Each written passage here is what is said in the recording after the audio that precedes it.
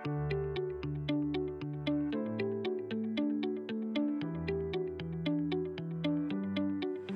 mahasiswa ITB, perkenalkan saya Paramasanti. Saat ini saya mengemban tugas menjadi Kasubdit Administrasi Pendidikan di Direktorat Pendidikan di bawah kantor Wakil Rektor Bidang Akademik dan Kemahasiswaan. Saat ini saya akan menjelaskan beberapa hal terkait dengan ketentuan atau peraturan akademik di ITB. Mengenai kurikulum, jadi kurikulum pendidikan di ITB itu disusun berdasarkan visi misi dari ITB secara terintegrasi di mana kurikulum itu dirancang berdasarkan target capaian pembelajaran lulusan dari program studi gitu. Dan tentu di dalamnya juga harus mengacu kepada peraturan-peraturan atau standar yang berlaku baik itu nasional ataupun standar akreditasi nasional yang diikuti oleh program studi. Nah, di dalam kurikulum terdapat susunan mata kuliah di mana susunan mata kuliah ini diatur berdasarkan perkembangan pemahaman dari mahasiswa pada bidang ilmu yang terkait dengan bidang studi dan kemudian di dalam kurikulum ini juga memuat informasi-informasi terkait dengan silabus dan juga satuan acara perkuliahan atau SAP. Nah, kurikulum itu merupakan berisi ciri spesifik dari sebuah program studi yang di dalamnya ciri spesifik ini terdiri dari materi termasuk juga persyaratan-persyaratan untuk menyelesaikan pendidikan di program studi tertentu dan juga panduan umum dalam proses pelaksanaan pembelajaran di ITB. Untuk menyelesaikan program sarjana mahasiswa harus menempuh minimal 144 SKS di dalam kurikulum yang itu dirancang di dalam 8 semester. Sedangkan untuk program magister, mahasiswa menempuh minimal 36 SKS yang dirancang di dalam kurikulum 4 semester. Sedangkan untuk program doktor, kurikulumnya adalah 42 SKS minimal dan dirancang di dalam 8 semester. Di ITB kita punya program penyatuan sarjana magister atau disingkat TPSM. Sebelumnya dikenal dengan nama Fast Track Fast Track. Jadi ini adalah program penyatuan di mana mahasiswa yang memiliki prestasi akademik yang baik itu bisa menempuh program sarjana dan magister lebih singkat Jadi mahasiswa program sarjana diperkenankan untuk mengambil mata kuliah program magister di mana nanti mata kuliah ini akan menjadi pemenuhan bagi kurikulum program magister. Menarik bukan? Tadi disampaikan bahwa mahasiswa program sarjana yang memiliki capaian akademik yang baik jadi secara spesifik ketentuannya adalah bagi mahasiswa-mahasiswa pada semester kelima atau semester keenam jadi diperbolehkan mendaftar jika memiliki indeks prestasi minimal 3 Nah kemudian selain itu mahasiswa di semester kelima harus sudah lulus minimal 90 SKS sedangkan mahasiswa di semester ke-6 minimal sudah lulus 108 SKS. Ketika mahasiswa diperkenankan untuk mengikuti program penyatuan sarjana dan magister, maka mahasiswa program sarjana mengambil mata kuliah program magister minimal 9 SKS. Dan kemudian ketika mahasiswa lulus program sarjana dan terdaftar sebagai mahasiswa program magister, maka mata kuliah tersebut bisa dialihkan menjadi pemenuhan kurikulum program magister.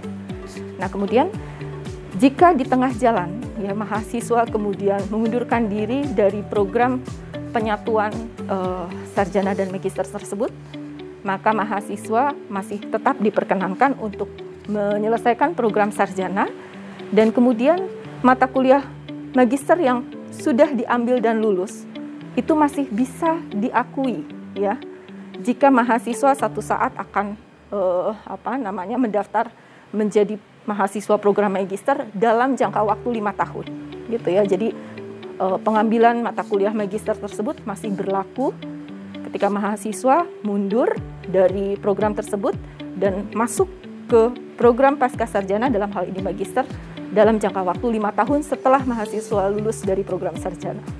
Ya, bagi mahasiswa program PPSM ini akan dibebaskan dari persyaratan TOEFL ya atau LPT ITB dan juga TPA ya pada saat pendaftaran program magister. Begitu. Oke, nah masa studi dari program magister ya di dalam rangkaian program penyatuan jalur ini adalah selama 3 semester. Nah, ketika mahasiswa di dalam 3 semester setelah lulus program sarjana belum berhasil menyelesaikan program magister, mahasiswa masih bisa diperkenankan ya untuk menyelesaikan program magister dengan ketentuan reguler. Selain program penyatuan sarjana magister, di ITB juga kita memiliki program penyatuan magister dan doktor, ya, di mana terdapat 2 skema. Yang pertama adalah mahasiswa magister yang memiliki capaian akademik yang baik dapat mendaftarkan diri untuk mengikuti program penyatuan tersebut. Ya. Capaian akademik yang dimaksud adalah mahasiswa program magister yang paling lambat pada semester ketiga memiliki indeks prestasi 3,5. Ya. Nah, selain itu, mahasiswa program magister ini akan dievaluasi ya dalam 1 semester untuk dilihat kelayakannya melanjutkan program penyatuan tersebut. Pada akhir semester keempat, jika mahasiswa magister dinyatakan layak untuk melanjutkan program penyatuan, maka mahasiswa akan terdaftar sebagai mahasiswa program doktor. Untuk skema yang kedua adalah program penyatuan magister dan doktor untuk sarjana unggul. Ya. Jadi sarjana yang memiliki capaian akademik yang baik dapat mendaftarkan program penyatuan ya magister dan doktor secara berkesinambungan ya. Nah, mahasiswa ketika tercatat sebagai mahasiswa program magister, mahasiswa kemudian akan dievaluasi pada akhir semester kedua. Jika memiliki capaian akademik dengan indeks prestasi lebih dari 3,5, maka mahasiswa dapat melanjutkan program penyatuan magister dan doktor. Dan kemudian jika tidak, maka mahasiswa diperkenankan untuk menyelesaikan program magisternya. Untuk ketentuan yang lebih detail, dapat dilihat melalui infografis berikut ini.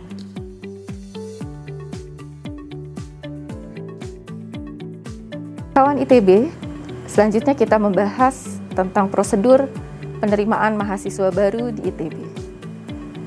Penerimaan mahasiswa baru program sarjana di ITB itu didasarkan pada hasil seleksi yang ditentukan oleh ITB melalui unit kerja ITB yang menangani urusan pendidikan.